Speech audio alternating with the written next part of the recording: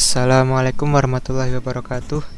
Perkenalkan, nama saya Mudek Audirai, nomor absen 20 dari kelas 1144. Dan perkenalkan, nama saya Maira Sabrina Rahayu, absen 19 dari kelas 11 MIPA 4. Kami di sini akan mempresentasikan yaitu mata pelajaran PPKN bab Sistem Hukum dan Peradilan di Indonesia.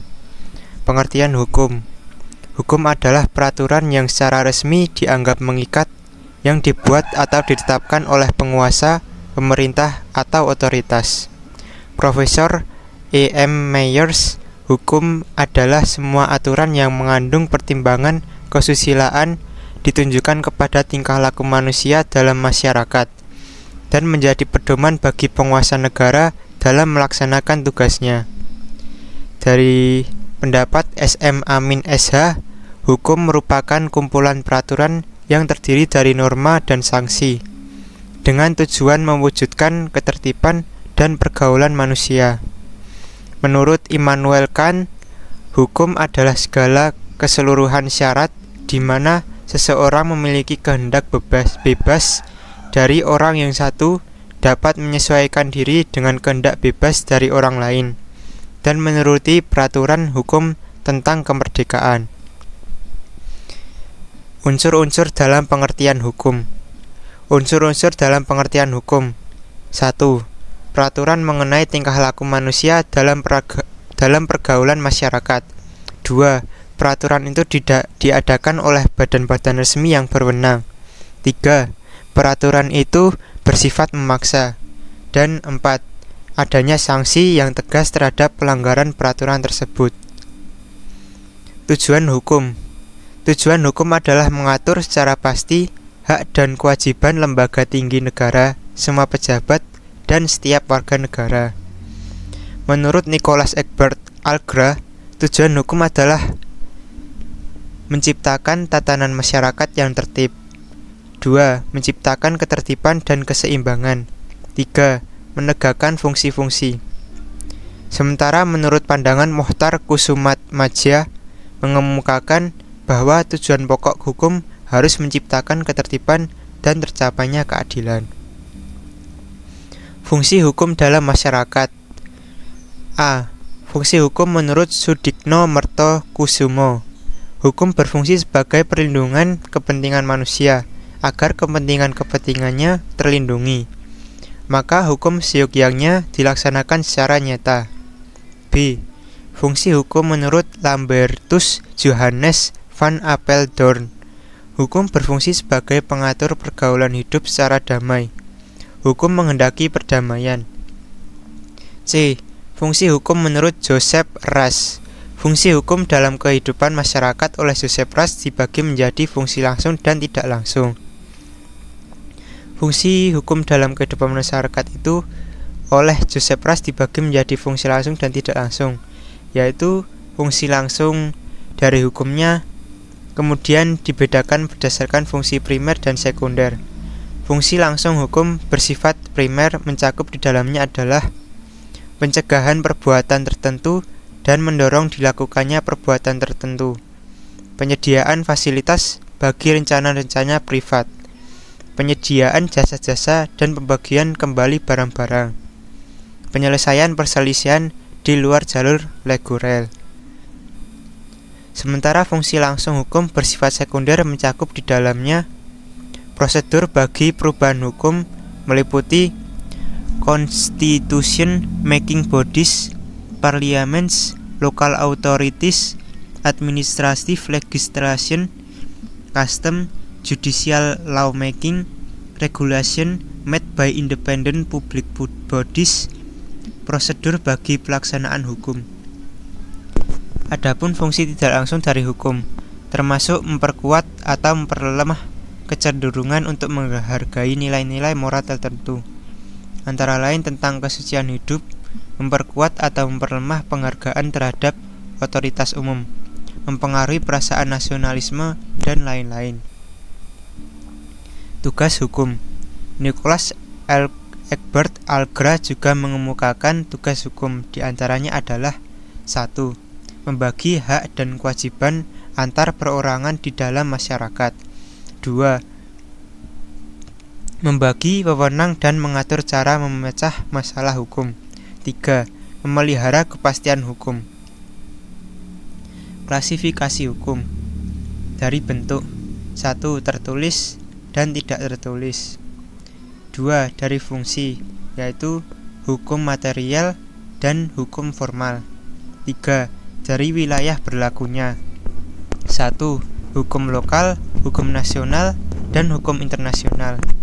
Dari waktu berlakunya, hukum positif, hukum yang berlaku pada masa yang datang, dan hukum antar waktu.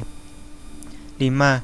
Dari waktu berlakunya, hukum positif, hukum yang berlaku pada masa datang, hukum antar waktu. Dari isi, 1. Hukum privat dan hukum publik. Dari sifatnya, 1. Kaidah hukum yang memaksa, 2. Kaidah hukum yang mengatur. Hukum yang lainnya. 1. Hukum perdata. 2. Hukum dagang. 3. Hukum pidana.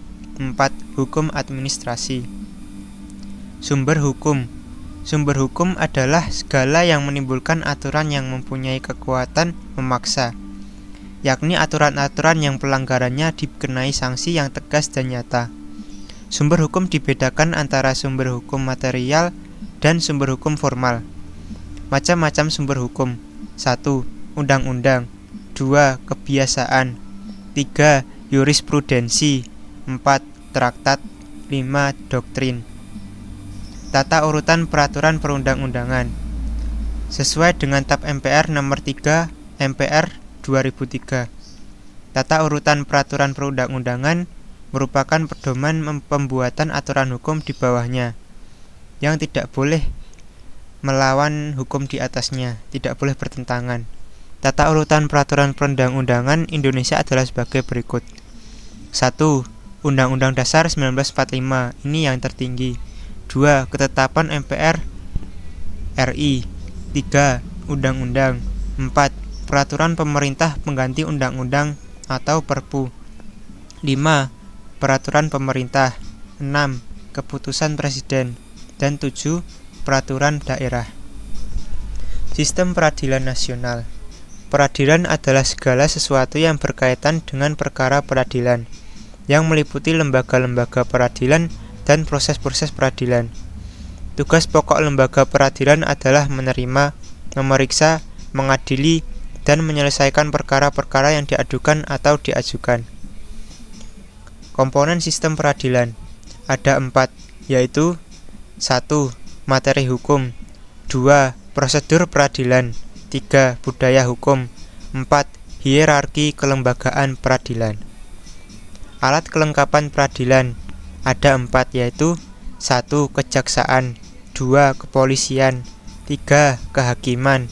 4. Advokat atau pengacara. Mahkamah Agung tingkat kasasi. Daerah hukum MA meliputi seluruh Indonesia dan kewajiban utamanya adalah melakukan pengawasan tertinggi atas tindakan-tindakan segala pengadilan lainnya di seluruh Indonesia, dan menjaga atau menjamin agar hukum dilaksanakan dengan sepatutnya. Tugas dan fungsi Mahkamah Agung. 1. Melaksanakan pengawasan tertinggi terhadap penyelenggaraan peradilan di semua lingkungan peradilan dalam menjalankan kekuasaan kehakiman. 2. Mengawasi tingkah laku dan perbuatan para hakim di semua lingkungan peradilan dalam menjalankan tugasnya. 3. Mengawasi dengan cermat semua perbuatan-perbuatan para hakim di semua lingkungan peradilan. 4. Untuk kepentingan negara dan keadilan, Mahkamah Agung memberi peringatan. Mahkamah Konstitusi. Mahkamah Konstitusi sesuai Undang-Undang Nomor 241/2003 memiliki wewenang dan kewajiban antara lain mengadili pada tingkat pertama dan terakhir yang putusannya bersifat final untuk menguji undang-undang terhadap Undang-Undang Dasar, memutus sengketa kewenangan lembaga negara yang kewenangannya diberikan oleh Undang-Undang Dasar 1945, memutus pembubaran partai politik, dan memutus perselisihan pemilihan umum. Kewajiban yaitu memberi putusan atas pendapat DPR mengenai dugaan pelanggaran oleh Presiden dan atau Wakil Presiden menurut Undang-Undang Dasar 1945. Komisi Yudisial. Wewenang Komisi Yudisial yaitu mengusulkan pengangkatan Hakim Agung di Mahkamah Agung kepada DPR untuk mendapatkan persetujuan, menjaga dan menegakkan kehormatan, keluhuran martabat, serta perilaku hakim, menetapkan kode etik dan atau pedoman perilaku hakim KEPPH bersama-sama dengan Mahkamah Agung, menjaga dan menegakkan pelaksanaan kode etik dan atau pedoman perilaku hakim KEPPH. Tugas Komisi Yudisial yaitu A. Melakukan pendaftaran calon hakim agung, B. Melakukan seleksi terhadap calon hakim agung, C. Menetapkan calon hakim agung, dan D. Mengajukan calon hakim agung kepada DPR. Peradilan Umum. A. Pengadilan Negeri tingkat pertama. Fungsi pengadilan negeri adalah memeriksa tentang sah atau tidaknya suatu penangkapan atau penahanan yang diajukan oleh tersangka, keluarga atau kuasanya kepada ketua pengadilan dengan menyebutkan alasan-alasannya. Tugas dan wewenang pengadilan negeri adalah memeriksa, memutus, dan menyelesaikan perkara pidana dan perdata di tingkat pertama. B. Pengadilan Tinggi tingkat kedua. Menjadi pemimpin bagi pengadilan-pengadilan negeri di dalam daerah hukumnya. Kedua, melakukan pengawasan terhadap jalannya peradilan di dalam daerah hukumnya dan menjaga supaya peradilan itu diselesaikan dengan seksama dan sewajarnya hukumnya. Ketiga, mengawasi dan meneliti perbuatan para hakim pengadilan negeri di daerah hukumnya. Keempat, untuk kepentingan negara dan keadilan, pengadilan tinggi dapat memberi peringatan, teguran, dan petunjuk yang dipandang perlu kepada pengadilan negeri dalam daerah hukumnya. Peradilan Agama. Tugas dan wewenang pengadilan agama adalah memeriksa dan memutus sengketa antara orang-orang yang beragama Islam mengenai bidang hukum perdata tertentu yang harus diputus berdasarkan syariat Islam. Contoh, perkawinan, warisan, wasiat, hibah, wakaf, sedekah. Peradilan Militer. Susunan sidang peradilan militer terdiri atas 3 orang hakim, seorang auditor atau penuntut umum, jaksa tentara, dan seorang panitera. Peradilan militer mempunyai wewenang memeriksa dan memutus perkara pidana terhadap kejahatan dan pelanggaran yang dilakukan oleh anggota militer. Peradilan Tata Usaha Negara. Menyelesaikan sengketa yang timbul dalam bidang tata usaha negara antara orang atau badan hukum perdata dengan badan atau penjabat tata usaha negara. Peradilan Khusus. Peradilan khusus adalah pengadilan yang mempunyai kewenangan untuk memeriksa, mengadili, dan memutus perkara tertentu yang hanya dapat dibentuk dalam salah satu lingkungan badan peradilan di bawah Mahkamah Agung yang diatur dalam undang-undang. Hingga saat ini terdapat 8 pengadilan khusus, yakni 6 pengadilan dalam lingkungan peradilan umum, 1 pengadilan dalam lingkungan peradilan tata usaha negara, dan 1 pengadilan dalam lingkungan pengadilan agama. Sekian dan terima kasih.